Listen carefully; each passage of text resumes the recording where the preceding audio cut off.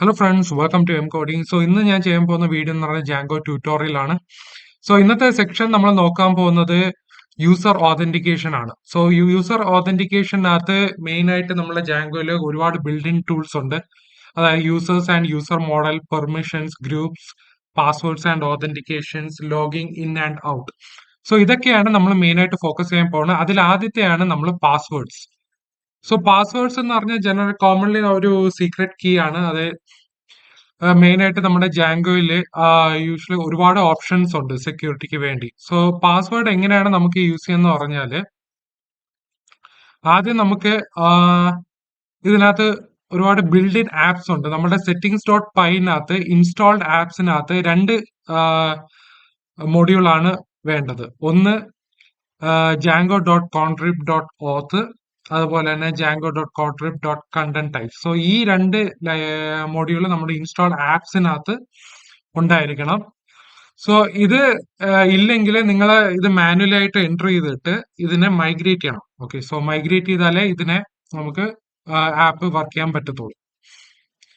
പിന്നെ അടുത്തെന്ന് പറഞ്ഞാൽ നമ്മൾ എപ്പോഴും ഒരു പാസ്വേഡ് നമ്മൾ ക്രിയേറ്റ് ചെയ്യുമ്പോൾ ഒരിക്കലും നമ്മൾ പ്ലെയിൻ ടെക്സ്റ്റ് ആയിട്ട് സേവ് ചെയ്യരുത്. ഡേറ്റാബേസിലോട്ട് നമ്മൾ സേവ് ചെയ്യുമ്പോൾ ഒരിക്കലും പാസ്വേഡ് നമ്മൾ പ്ലെയിൻ ടെക്സ്റ്റ് ആയിട്ടല്ല, നമ്മൾ ഒരു എൻക്രിപ്റ്റഡ് ടെക്സ്റ്റ് ആയിട്ട് വേണം സേവ് ചെയ്തിടാൻ. അതിന് നമ്മൾ ഡീഫോൾട്ട് ആയിട്ട് യൂസ് ചെയ്യുന്ന അൽഗോറിതം എന്ന് പറയുന്നത് PBKDF2 അൽഗോറിതം ആണ്. അതിനകത്ത് SHA-256 ആണ് ഇതിന്റെ മെയിൻ ആയിട്ടുള്ള ബിൽഡിൻ അൽഗോറിതം ജാങ്കോയിലുള്ളത്. ഇത് ആക്ച്വലി ഈ ഒരു അൽഗോറിതം നമുക്ക് മോസ്റ്റ് ആപ്ലിക്കേഷൻസിൽ അത് യൂസ് ആണ്.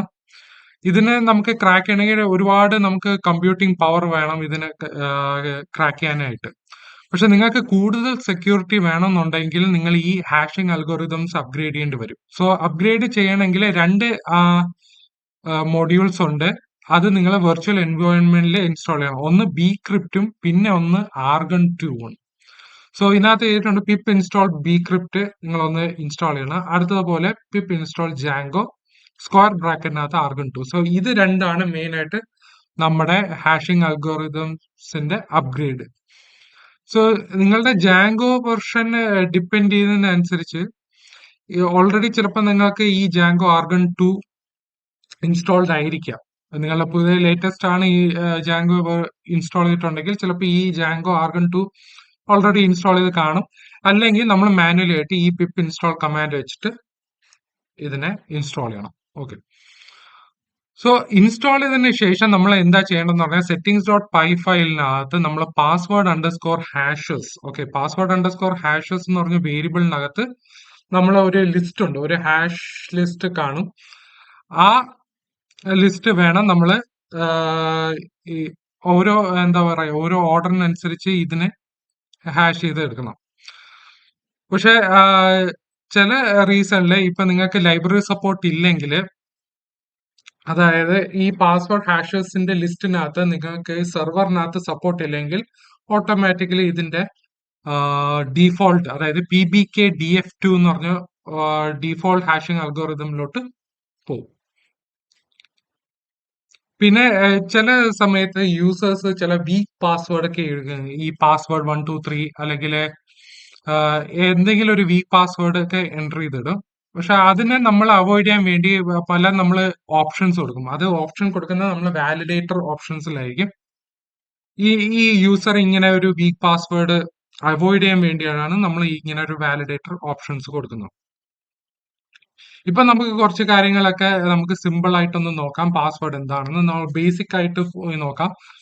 ഇതിനകത്ത് ഒരുപാട് കുറെ ഓപ്ഷൻസ് ഉണ്ട്. നമുക്ക് ഇതിനകത്ത് മോഡിഫൈ ചെയ്യാൻ പറ്റും. അതായത് പാസ്വേഡ് എങ്ങനത്തെ രീതിയിൽ വേണം എന്നൊക്കെ ഒരുപാടുണ്ട്. പക്ഷെ നമ്മൾ കുറച്ച് സിമ്പിളും ചില മിനിമം ലെങ്ത്, അതായത് പാസ്വേഡിന്റെ മിനിമം ലെങ്ത് ആണ് ഇപ്പൊ നമ്മൾ നോക്കാൻ പോകുന്നത്. അപ്പൊ അതിനെ വെച്ചിട്ട് നമുക്ക് കോഡിങ്ങിൽ നോക്കാം, അത് അടുത്ത സെക്ഷനിൽ നോക്കാം. പിന്നെ ഈ പാസ്വേഡ് സിസ്റ്റം ക്രിയേറ്റ് ചെയ്തതിന് ശേഷം നമുക്ക് യൂസർ മോഡൽസും പിന്നെ രജിസ്ട്രേഷൻ ഫോംസ് എങ്ങനെയാണ് നമുക്ക് ഇതിന് യൂസ് ചെയ്യാൻ പറ്റുമെന്ന് നമുക്ക് നോക്കാം. ഓക്കെ, ഇതാണ് പാസ്വേഡ്സിന്റെ സെക്ഷൻ. ഇത് യൂസർ ഓതന്റിക്കേഷന്റെ ഒരു സെക്ഷൻ ആണ് പാസ്വേഡ്സ്. നമുക്ക് അടുത്ത വീഡിയോയിൽ പാസ്വേഡ്സിന്റെ കോഡിങ്ങിലേക്ക് നോക്കാം.